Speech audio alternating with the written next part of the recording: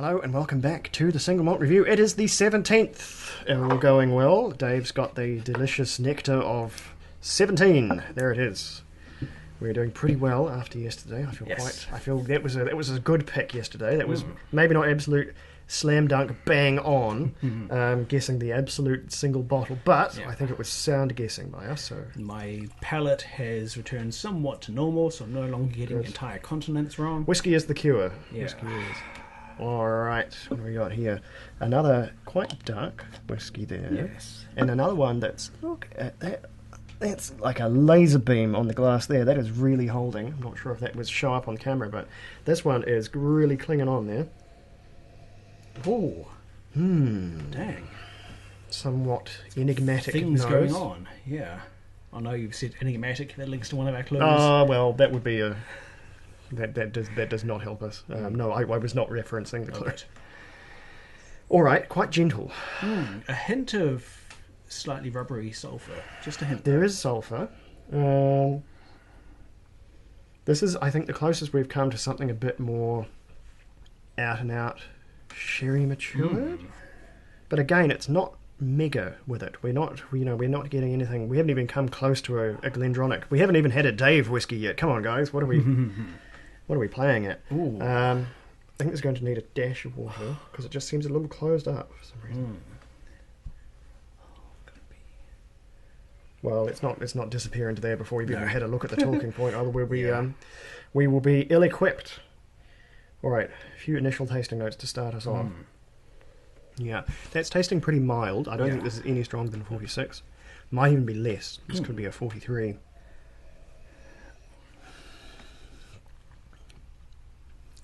There's a little bit of, if it's not peat, there's quite a mineral, there's a flinty character here. It's otherwise quite fruity. I think it is sherry. There's stewed fruits here, stewed stone fruit, a little bit of red-skinned apple, but only red-skinned apple. The white fruit is otherwise quite pretty relaxed on here, and then quite a big whack of honey coming along with it. It's making me think of one distillery in particular, but I won't say the name out loud, or else our preconceptions will just be balked forever. What's our clue? What's our talking point? Let's see. Oop. 17. Oh, this looks like a twister. Billions of bilious barbecued blue blistering barnacles. Try saying that one. Billions of bilious barbecued blue blistering barnacles. All right. So what are we... I'm not getting any barbecued or otherwise barnacles here. That could infer a coastal character, but I don't know.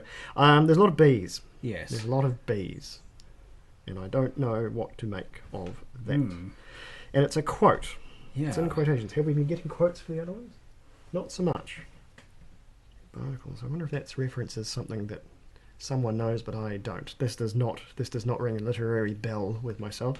1, 2, 3, 4, 5. There's 6 B's in there. What is that? Means absolutely nothing. That was completely unhelpful. I was thinking of it. There's a distillery that starts with a B who has a particular release expression, which is also titled B. It's Belminic. Ben Riach.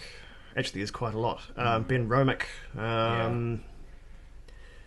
There's surely more, but feel free to correct me in the comments. I don't know if I like it for any of those distilleries. This is tasting a treacherously middle of the road. I was thinking Edredor. That was my big first impression. There's not enough sherry for Edredor. Edredor that's like proper burning rubber levels of, the classically sherried Edredor, the Ibisco, which is sort of what the Ibisco is. I think what most people think of Edredor. That's the one that sticks in the mind, sticks in the palate because it is so distinctive. And there's not enough smokiness for it to be there peated. No. This is. I think the peat is pretty light in here. If it's, I may be making it up. The mention on the clue of barbecued and barnacles makes me think of smoky and possibly coastal. I think coastals... It does have a sort of a coastal character. It has that maritime... There's a little bit of saltiness coming along here. There's a little bit of driftwood. There's a suggestion of smoke, suggestion of char. I don't know, man. This is... I'm not scared because this is, I think, very high confidence that it is Scotch whiskey. Yeah. I don't think we're making one of those decisions. Thank goodness. Oh, jeez. No, I am leaning toward deploying the parachute on this one. The parachute. Yeah. No, let's save it till we've got Okay. Let's save it till we're guessing countries. If we're, unless you think this is coming from somewhere that isn't Scotland, Okay. then there's a worse fall to mitigate in the future. What do we have here?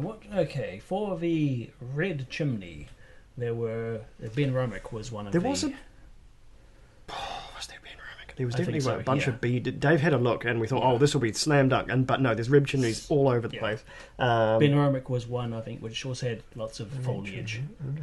Okay. Oh, and It's Rachel also Barry. nice and central, Yes. so it's a good coward's Oh, pick. wait a minute.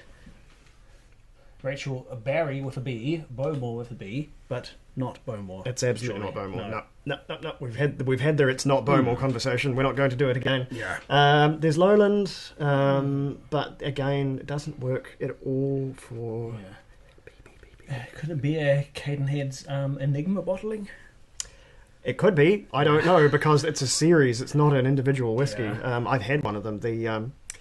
The Hazelburn and whatever the other component was, but they've bottled oodles now under the Yeah. Enigma brand. I'm not sure if that's something we can use. Flavour profile seems off for Linkwood. Linkwood's a bit lighter bodied. Yeah. Usually. You know what? This could be a Ben Romick. This could be a Ben Romick because it's got that. Yeah. It's got that. We were talking about Speyside Peat and how Speyside Peat comes across very, very differently before. When I think we were in the process of getting Crag and Moore wrong, I believe is what it was. This has a bit of Ben Romick 10 vibes, and I'm sure that was one of our chimney candidates. That was one of the chimney men that showed up on Dave's phone. It's also, and I'm falling back into this behaviour, it's also pretty central. It's also reasonably close to a lot of other distilleries. Shall we cut straight to the chase? Lock in Ben Romick? I think that's probably the best idea. All right. I think it might be the coward's way out, but I think that's the best idea. And if it is, we can actually get rid of a clue definitively. Yeah. All right. And Show us the chimney. Show us the chimney. Oh, that was good timing. The camera Yeah. just overheated. Okay. Or wait, no, did it? Hang on. Did something. Hang on. Disconnected. I think the phone disconnected. Barnacles. I truly don't know. Sorry, the phone overheated literally right as we were holding the thing up. It knew. It knew we were wrong. It's Loch Lomond, 14 years old. It is in refill American oak, French limousine oak for up to 12 months. That's a hell of a long finish. 46% unchill filtered, But cut. coloured. Interesting combination of mucking around with there. Do you believe it's one we've tried before? I think we've tried just about every Loch Lomond under the sun by this point, so it is entirely conceivable. It was not the chimney, unless we completely missed Loch Lomond, but never mind. I don't know what else could be construed as a Loch Lomond. I'm looking to have a billions of bilious barbecued blue blistering barnacles could relate to Loch Lomond. We might just have to go and have a look while I fix the camera. Join us in just a sec. Okay, so we're clearly not Tintin fans. If we were, that would have been a significantly more more of a pickup. We would on that recognise the Captain Haddock quote from the clue, and then we might have recalled that Captain Haddock's favourite tipple, and he is quite a booze hound, is in fact Loch Lomond whiskey. After actually quite a lot of searching around, because Tintin aficionados we are not. This is a famous quote by Mr. Haddock, who, as we discovered, has a favourite whiskey. The then fictitious, because the distillery did not exist, Loch Lomond TM whiskey. So there you go. Exactly how we then link that with a clue, I don't know. Let us know. I believe Captain Haddock smokes a pipe. He probably does, doesn't he? Good. Well, that's a reach, if you ask me. But we'll put a question mark next to that one, because that's maybe all we've got to go on there. Interesting. So that's a bit of a trip. That's 283 kilometres for both of us. But you know what? who cares? With numbers like these, anything less than 1,000 is pocket change. So, where do we rate it, though? Where do we rate? I I'm like very this happy with it. quite a bit. I like Loch Lomond generally is one of my... It's up there. I think I make, in addition to some weird whiskies, just some super solid whiskies, like this one, like the 14-year-old. In terms of ranking, I'd put this above the Scallywag, I think. Okay. I might even put it above the Bunnahabhain. I was thinking right above the Bunnahabhain. Yeah, Bunnahabhain. Knock that one off. Okay, that gets into the top 10 at least. That's swinging pretty hard there. Okay, that's our new whatever it says on the screen. I'm not going to count. The computer is too far away, but I will amend the list here, and that is our new... No, not going to work. I'll say the wrong thing. Everyone will be unhappy. So I will put it in here. Loch Lomond 14. Hell of a dram. Yes. All right. Not a hell of a pick, sadly, but never mind. I'm sure we'll do great on the next one. See you tomorrow.